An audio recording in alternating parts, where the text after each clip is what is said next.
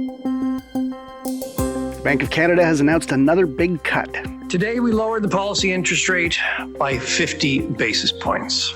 This is our fifth consecutive decrease since June and brings our policy rate to 3.25%. That's Bank of Canada Governor Tiff Macklem at his latest press conference. Monetary policy has worked to bring inflation back to the 2% target.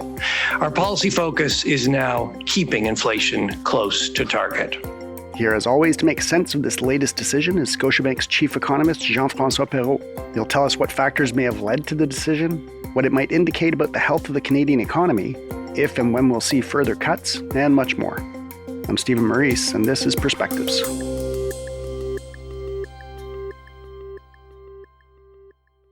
Jeff, welcome back. It's always great to see you. Pleasure to be on with you again, Stephen. All right, so another 50 basis point cut from the Bank of Canada, widely anticipated by you and your team and others.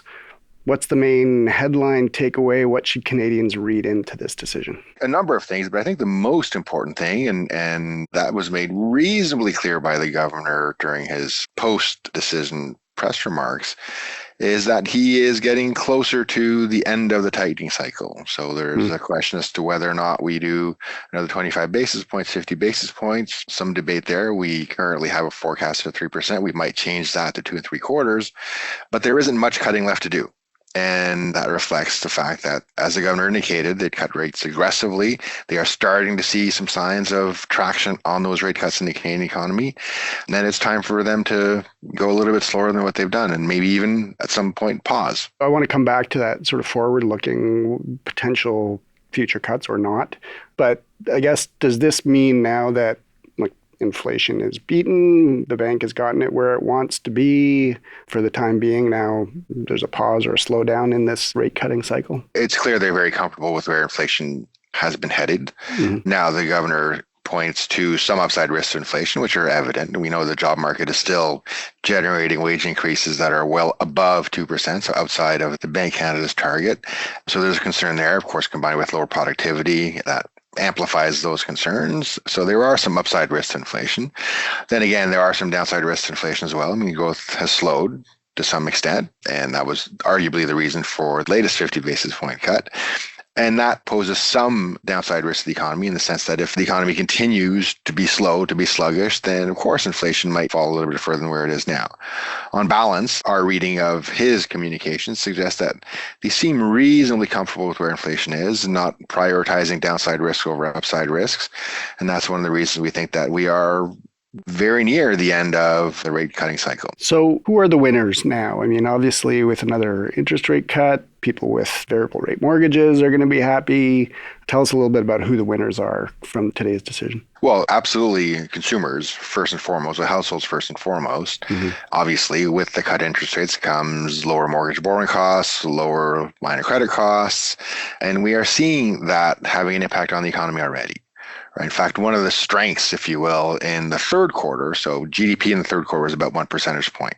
Not very strong, but when you look at the rate-sensitive parts of the economy, so consumption, real estate, those picked up pretty strongly. And in fact, when we look at the tracking for the most recent data, auto sales, for instance, over 2 million for the month of November. So very strong response of those rate-sensitive parts of the economy as rates have come down.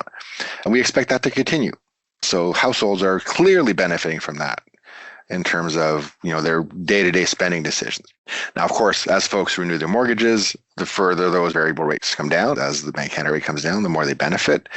Where it becomes a little bit trickier is for folks who are kind of in fixed rate mortgages, so 5-year fixed rate mortgages, who will want a 5-year fixed rate mortgage.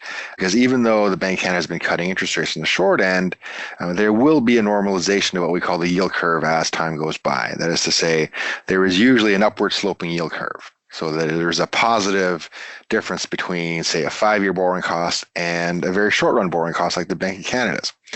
And historically, that gap between, say, a 5-year Government of Canada bond rate and the Bank of Canada rate is in the 75 basis point range. So that means that as we go forward, our expectation is that those longer-term borrowing costs, so those 5-year Government of Canada borrowing costs, would go up from where they are now 75 basis points, 50 basis points, we'll see. So there is this kind of bifurcation in terms of borrowing costs as we see them going forward. Short run, cheaper, then of course beneficial for those people that are keyed off of that. If you're thinking longer term, maybe a bit of an increase in borrowing costs, which is completely normal. That's how monetary policy works, but might be a bit of a surprise to people who think that, for instance, if you want a 5-year fixed rate mortgage, that the longer you wait, the cheaper that will be. That's not necessarily the case. Okay, so we won't get too deep into the housing aspect of it or the mortgage aspect of it, but basically what you're saying is, in terms of variable rate mortgages, those are impacted directly by Bank of Canada monetary policy decisions.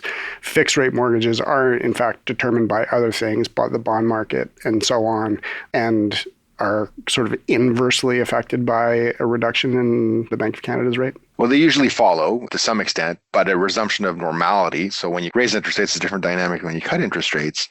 But markets look at a number of years, and as you get closer to the end of the cutting cycle, then markets look forward to the next 5 years. And at some point, there will be higher interest rates, and they reflect upon that in their pricing. What about business? What about the business outlook with the lower interest rate? And it's also great for them, right? At the end of the day, businesses sell to households. So if households are coming back into the picture, businesses eventually will follow. And of course, lower interest rates benefit businesses as well. It's not just a household decision. The cost of capital is a key determinant of investment. It's a key determinant of how businesses feel about the economy. So of course, as rates come down, we would expect businesses to feel better and engage more aggressively than they have over the last year or so. So what are the main factors that influenced this latest decision by the Bank of Canada? I mean, there were unemployment numbers that came out last week, I assume, is maybe one of the factors, but what was involved here? I mean, the governor pointed to a number of things. One is the weakness in the economy. So 1% GDP growth. Now I've indicated consumption rose much more rapidly than that, but at the headline level, a bit of a disappointment on the growth front there. Some reflection on the unemployment rate, which has picked up meaningfully over the last year, as an indication of slack in the labor market. Now, there are reasons to be cautious about that, temporary workers and those kinds of things, but there is a bit more slack in the labor market from the governor's perspective than perhaps he would have liked. And of course, the inflation data, and even though the most recent inflation print in Canada was a little bit to the stronger end of things, generally speaking, the inflationary trend in Canada has been pretty comfortable on the way down to 2%.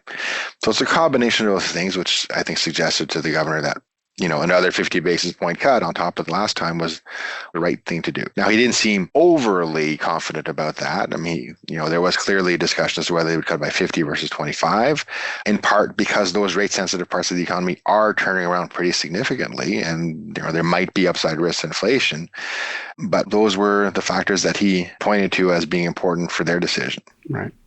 And your colleague Derek Holt pointed out that these so-called supersized interest rate cuts traditionally tend to happen during sort of times of crisis, during the pandemic, the global economic crisis, 2008, 2009. Now we've had two of those in a row. Does that mean we're in a crisis? I don't think so. Now, to be clear, we thought the Bank of Canada should cut by 25 basis points. Right. They moved by 50. And, one of the reasons we were cautious of them moving by more than 25 was specifically for that. Are they signaling some deeper concern about the state of the economy? Is there something that they're seeing that we're not seeing that would justify, these back-to-back 50 basis point cuts?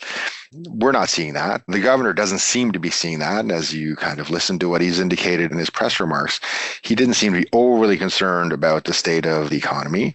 Now, he did point to significant uncertainties related to the presidential transition in the United States and what that might mean for tariffs and the impact on Canada and inflation, which is, of course, a very significant cloud over the outlook.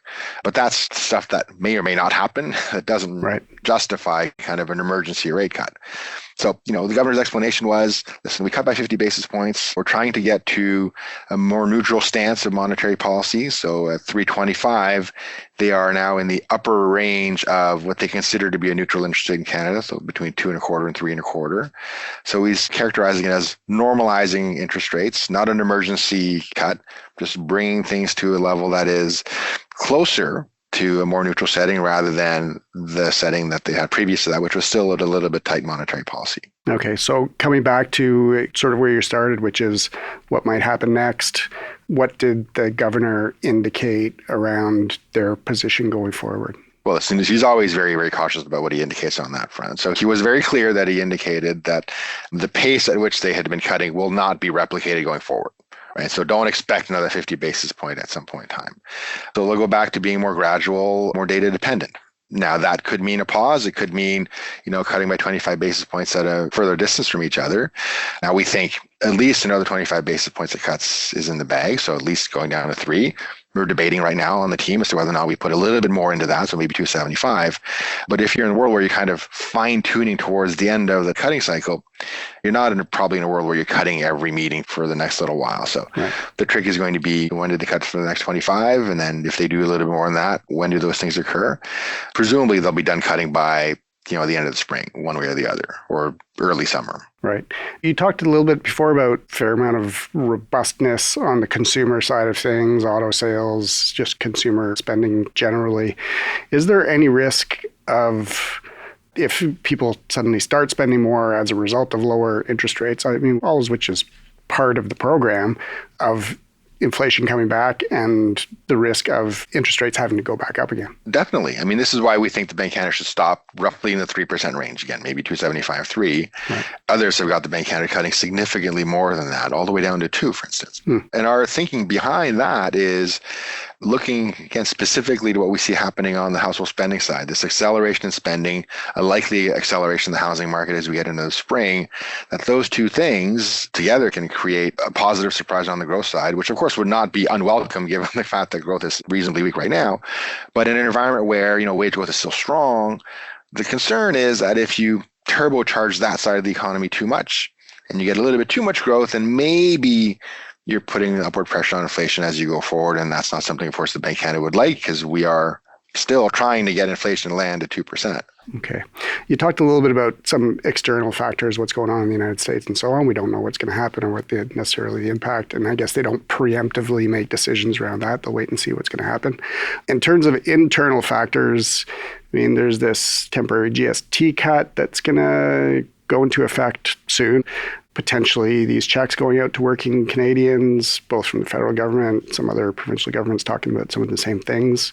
What are the potential impacts of those on the economy and then by extension on things like inflation and interest rates? It's a great question, and it's a serious question, because we know that over the last number of years, as governments have gone out and given checks to people and tried to help them out with higher interest rates and higher food costs by providing some financial relief, that has actually made the Bank of Canada's cutting job much harder, because it's insulated the economy from the impact of higher interest rates. Now, as we get into this year or next year, there's going to be a bit of a repetition of that. Ontario wants to give $200 to a large number of people. The federal government likely to do the same. The initial proposal was $250 to a group of people, and now that seems to be not generous enough for one of the parties. The BC government has campaigned on giving households basically a $1,000 check at some point. So there is a risk that as, again, we get into the spring and the domestic economy starts to reflect on these higher interest rates a little bit more aggressively, so stronger consumption, stronger housing, that you layer in on top of that some financial relief for households, which will be welcome from households, no question about it, but just adds a little bit more upward pressure to the economy. And in the current environment, we're still not 100% sure that inflation is going to land at 2% with the rate path that we anticipate, so further rate cuts. It does, to some extent, imperil the way forward on rate cuts. And depending on when it's done, depending on how it's done, but it is a concern. And of course, now we're getting a fall fiscal update from the federal government next week and heading into an election season, probably more spending on top of that. Of course. And that was fully expected. We've been talking about this for a long time, that as you get into the federal election cycle and maybe some provincial election cycles, that you will have governments try to be more generous with taxpayers than they normally are through some rebates, as we've seen, or some other spending measures that are yet to be announced. So it's our expectation that we will be surprised on the more spending side as we go forward rather than less spending side, just because that's pretty typical behavior as you head into elections. Right. Okay, before we let you go, maybe you can give us what are the main couple of takeaways that Canadians should have from the latest decision? First takeaway is the obvious one, which is rates have come down a lot, and that is going to help households tremendously. And we expect rates to come down a little bit further. So a little bit more rate relief on the horizon. So a better environment for households to make financial decisions in. Then again, the flip side of that is we are getting towards the end of that rate cutting cycle. We don't expect that many more rate cuts, maybe 1 or 2. We'll see how that works. So households shouldn't expect that, 6 or 8 months from now, rates are dramatically lower than where they are now. So don't be overly hopeful on the rate cutting side. Just think that, you maybe got a couple more rate cuts to go and plan accordingly on that. Otherwise, if your hope is that rates by the Bank of Canada come down to 2% or below, you might be disappointed. You might make the wrong decision for yourself.